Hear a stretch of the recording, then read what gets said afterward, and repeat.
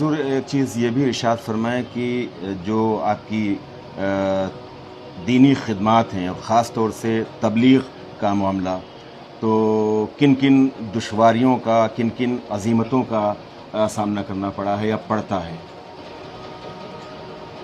رنج سے خوگر ہوا انسان تو مٹ جاتا ہے غم، رنج سے خوگر ہوا انسان تو مٹ جاتا ہے غم، مشکلیں مجھ پر پڑی اتنی کہ آسان ہو گئی۔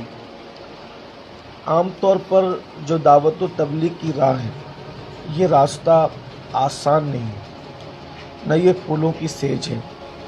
اللہ کے رسول صلی اللہ علیہ وآلہ وسلم نے جب دعوت کے کام کا آغاز کیا تو جو لوگ آپ کو صادق الوعد الامین کہتے تھے، وہی لوگ آپ کو پتھر برسانے لگے اور آپ کو اذیتیں پہنچانے لگے۔ تو یہ سنت انبیاء اور بالخصوص خاص طور پر سنت سید الانبیاء صلی اللہ علیہ وآلہ وسلم ہے کہ جب بھی آپ کسی اچھے کام کا آغاز کریں گے اور بالخصوص دین متین کی خدمت کے لیے جب آپ کاوشیں کریں گے، تو شیطان کچھ آپ کے مخالفین اور دشمن بنا کر کے کھڑا کر دے گا۔ اس وقت تو ہمیں صبر اور استقامت کا مظاہرہ کرنا ہوتا ہے۔ آپ نے جیسا کہ ابھی سنا کہ میں 11 سال کی عمر سے یعنی 1994 سے تنظیم سے منسلک ہو گیا، اور 13 سال کی عمر میں پہنچتے پہنچتے باضابطہ طور پر یعنی بیانات اور ذمہ داریاں اور آس پاس کے علاقوں کے دورے ہم نے شروع کیے۔ اسی وقت سے مخالفتیں شروع ہوئی، حتیٰ کہ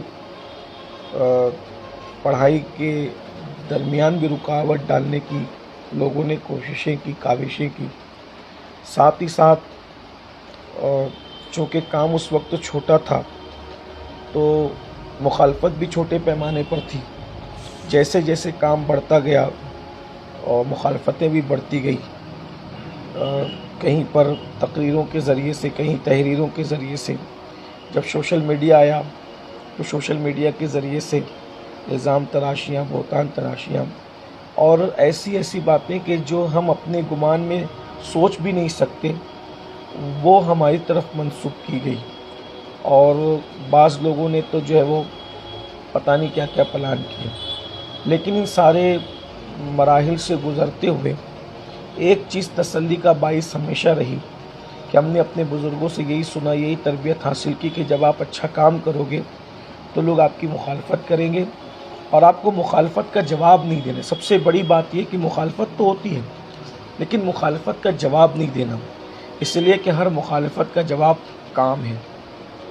اور دوسری اہم بات یہ ہے، اسی مفکر نے کہا تھا کہ راستہ چلنے والا مسافر اگر ہر بھونکنے والے کتے کو پتھر مارے گا یا اس کی آواز پہ توجہ دے گا تو وہ اپنی منزل پہ نہیں پہنچ سکے گا۔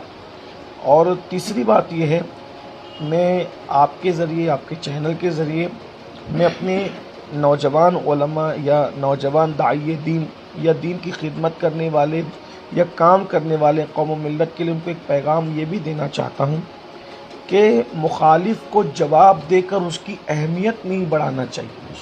بے شک اس کی اہمیت کبھی، کیونکہ جب ہم مخالف کو جواب دیتے ہیں تو اس کی اہمیت بڑھ جاتی ہے، اس کو ایسا لگتا ہے کہ میں ان کی نگاہ میں کچھ ہوں، اور اس کی اہمیت بڑھ جاتی ہے۔ ہم نے ہمیشہ یہی کیا کہ مخالفین کو کبھی جواب نہیں دیا، حتیٰ کہ بہت سارے چینل خاص طور پر ہماری مخالفت کے لیے شروع کیے گئے، بہت سارے لوگ ہماری مخالفت کے لیے پروموٹ کیے گئے۔ لوگوں نے کہا آپ جواب دیں۔ میں نے ان سے یہ کہا کہ جنہوں نے چینل شروع کیے یا جو لوگ ہماری مخالفت کے لیے پروموٹ کیے گئے، بتاؤ وہ مسلمان ہے کہ نہیں؟ کہا ہے۔ تو میں نے کہا اگر وہ چینل والے ہماری مخالفت کر کے ہمیں گالیاں دے کر کچھ روپیے کماتے ہیں اور اس سے ان کا اور ان کی اولاد کا بھلا ہوتا ہے تو یہ نیکی کا کام ہے کہ نہیں؟ اگر کوئی ہماری مخالفت کر کے اور ہمیں گالیاں دے کر 2-4 پروگرام اس کو مل جاتے ہیں، بھئی ایسے تو اس کو نہیں ملیں گے، مخالفت کر کے اگر اس کو ملتے ہیں تو یہ نیکی کا کام ہے کہ نہیں؟ کوئی ضروری نہیں ہے کہ آپ دائرے کی کسی کی جھولی میں روٹی کا ٹکڑا ڈال دیں یا کسی کو نظر پیش کر دیں، یہ بھی تو ایک مدد کا ذریعہ ہے کہ آپ کی کوئی مخالفت کریں، گالیاں دیں اور اس کے ذریعے سے وہ ترقی کریں، اس کا بھلا ہو۔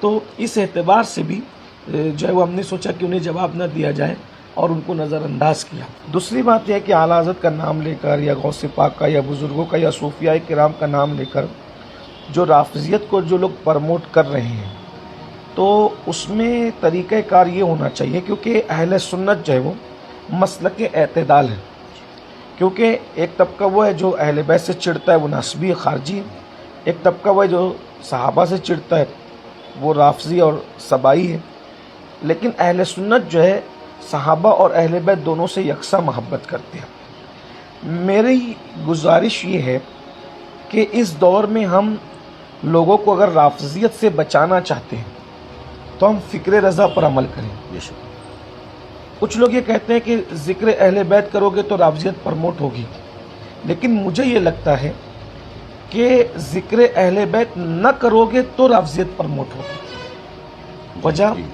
جب اہل حق ذکر اہل بیت کرنا بند کر دیں گے تو یہی جو روافض نواز لوگ ہیں یہ ذکر اہل بیت اپنے انداز میں غلط سلط کر کے غلط سلط تشریح کر کے ہمارے نوجوانوں کو گمراہ کریں گے۔ تو اوروں سے لوگ داستان سنیں تو کیوں نہ اہل حق سے لوگ، جیسے میں اکثر لوگوں کو کہتا ہوں اگر توحید سنی بیان کرے تو لوگ وہابی سے توحید نہیں سنیں گے، بے شک توحید کے نام پہ وہابی گمراہ کر رہے ہیں۔ ہم توحید بیان کرنے لگے تو ہم توحید بیان کرنے سے رک گئے تو وہابیوں نے توحید بیان کر کے لوگوں کو توحید کے نام پہ گمراہ کیا۔ ہم عظمت صحابہ بیان کرنے سے رک گئے تو دیابنا نے جو ہے وہ عظمت صحابہ کے نام پہ لوگوں کو گمراہ کیا۔ ہم ذکر اہل بیت کرنے سے رک گئے تو روافض نے ذکر اہل بیت دے کر کے گمراہ کرنا شروع کیا۔ ہم توحید بھی بیان کریں جیسا کہ بیان کرنے کا حق ہے، رسالت بھی بیان کریں جیسا بیان کرنے کا حق ہے، عظمت اصحاب بھی بیان کریں جیسا کہ بیان کرنے کا حق ہے، اور عظمت اہل بیت بھی بغیر کسی کی پرواہ کیے ہوئے کھل کر کے اہل سنت کے جو نظریات ہیں وہ پیش کریں۔ تو جب لوگ ہم سے ذکر اہل بیت سنیں گے تو پڑوسیوں سے سننے کے لیے کیوں جائیں؟ وہ جو روافض نواز لوگ ہیں ان سے سننے کیوں جائیں گے؟ جب اس لیے کہ ہمارے یہاں حقانیت ہے، کشش ہے اور ساری چیزیں ہیں۔ خود اگر ہم دیکھیں کہ ہم اس معاملے میں چلیں، سیدی اعلیٰ حضرت ہی کو آئیڈیل بنا لیں۔ امام اہل سنت رضی اللہ تعالیٰ نے رسول اللہ کے بعد سب سے زیادہ کسی کی شان میں اگر اشعار لکھے ہیں خود ادائے بخشش میں تو وہ مولا علی رضی اللہ تعالیٰ مولا کائنات ہیں۔ پھر مولا کائنات کے بعد سب سے زیادہ اشعار اگر کسی کی شان میں ملیں گے تو وہ ان کے چہیتے اور لاڈلے بیٹے حضور غوث پاک ہیں۔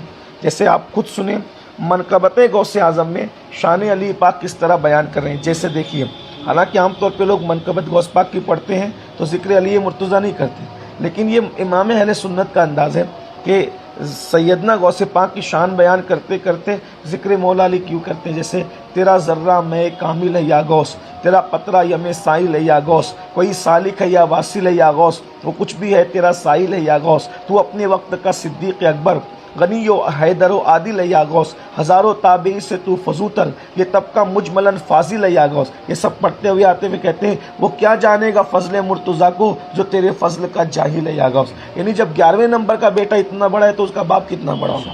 دوسری بات جو آپ نے کہی کہ بچیاں ارتداد کی طرف جا رہی ہیں، اس میں ایک چیز یہ عرض کروں گا کہ یہ جو تعداد آتی نا 5 لاکھ 10 لاکھ 20 لاکھ، یہ کوئی سازش اور شرارت کا حصہ معلوم ہوتی ہے کہ ہماری بچیوں کو بدنام کریں۔ دیکھیں مرتد ضرور ہو رہی ہیں بچیاں، لیکن اتنی بڑی تعداد نہیں ہے، تو ہمیں اس کو یعنی کہ دہرانا نہیں چاہیے، کیونکہ ہماری بچیوں کی عصمت اور ان کی عظمت پہ سوالیہ نشان ہے۔ بچیاں مرتد ضرور ہو رہی ہیں، اس کی چند وجوہات ہیں۔ نمبر 1 شادی کا مہنگا ہو جانا، جہیز کے بے جا مطالبات۔ اس سے ہوتا یہ ہے کہ بچیاں خوبصورت ہو کر بھی شریف ہو کر بھی رشتے نہیں آتے، ماں باپ کو وہ تڑپتا دیکھتی ہے، سسکتا دیکھتی ہے تو کسی اور کا ہاتھ پکڑ کر چلی جاتی ہے۔ ایک وجہ یہ ہے۔ تو سماج سے جہیز شادی کی مہنگائی اس کا خاتمہ کرنے کی ضرورت ہے، اور خاتمہ صرف تقریروں سے نہیں ہوگا، بالکل نہیں ہو سکتا۔ مسلم طبقہ خاص طور پہ نوجوان اگر ان کے دلوں میں مذہب اور مسلک سے محبت ہے، بچیوں کا ایمان بچانا چاہتے ہیں، تو یہ شروع کریں کہ ہم شادی سستی کریں گے، بغیر جہیز کی کریں گے۔ جہیز ملے گا تو بھی نہیں لینا ہے ہمیں، کہ ہمیں اس رسم بد کا خاتمہ کرنا ہے۔ ایک بات یہ ہوئی۔ ارتداد کا ایک راستہ یہ ہے شادیوں کا مہنگا ہونا، جہیز، اچھے رشتوں کا نہ آنا۔ دوسرا راستہ یہ ہے बच्चियां पढ़ रही हैं, बच्चे नहीं पढ़ रहे हैं। एक बच्ची डॉक्टर हो तो उसका निकाह जो है वो किसी मिस्त्री से तो नहीं हो सकता ना, तो उसको पढ़ा लिखा बच्चा नहीं मिलता अपने मज़हब में, तो उसको यूँ लगता है कि यार मैंने इतना पढ़ा है, मैं IPS हूँ, IAS हूँ, डॉक्टर हूँ, इंजीनियर हूँ, मैं किसी अनपढ़ के साथ तो नहीं रह सकती। तो जब उसको अपने इस मेयार का नहीं मिलता तो फिर वो किसी और तरफ तलाश करती है। हालांकि ये रास्ता गलत है, मैं उसकी तायद नहीं कर रहा हूँ, लेकिन एक सबब उसका ये भी है। तो अगर नौजवान संजीदा हैं बच्चियों के ईमान और अकीदे को बचाने के लिए, और हम भी, तो हमें भी अपने बच्चों को आला से आला डिग्रियां बच्चियों के साथ दिलाना चाहिए, ताकि बच्चियां पढ़ रही है तो बच्चे भी पढ़कर उनके मेयार के मुताबिक वो रिश्ते के काबिल बन सकें। तीसरी बात यह है कि गुर्बत, कि हम लोग अपने पीरों का उर्स करेंगे, लाखों रुपए खर्च करेंगे, उर्स करना चाहिए, हम मना नहीं कर रहे हैं। इसी तरीके से जलसे करेंगे, लाखों रुपए खर्च करेंगे, जुलूस करेंगे, लाखों रुपए खर्च करेंगे, लेकिन जब यही कमेटी या यही सेठ साहब या यही फुला साहब इनको किसी गरीब की मदद के लिए आप कह दें तो इनके पास हज़ारों बहाने होंगे। ठीक है, तो मैं ये कहना चाहता हूँ कि उर्स कीजिए, मगर उर्स को सस्ता कीजिए, जलसे कीजिए, जलसों को सस्ता कीजिए, शादियाँ कीजिए, और उस रकम को बचाकर उसकी हिफाजत करके इस नीयत के साथ कि हम अपनी कौम की बच्चियों का ईमान बचा रहे हैं, उसके लिए गरीब लोगों की मदद की जाए। और अगर ये सब नहीं कर सकते, चलें, अगर आप नहीं कर सकते तो कम से कम ये करें मुसलमान कि 2.5% जो ज़कात निकालते हैं वो ईमानदारी और दयानतदारी के साथ पूरी निकालें, और गरीब तबके को तलाश करें और उनको कैपेबल करने की कोशिश करें, क्योंकि अल्लाह के रसूल सल्लल्लाहु अलैहि वसल्लम के फरमान का मफहूम है कि गुर्बत इंसान को कभी कभी कुफ्र की तरफ ले जाती है। तो ये सबब भी इर्तिदाद का है, और हम एक दूसरे की मदद के मूड में नहीं हैं, तो इसलिए ये फितने इर्तिदाद फैल रहा है।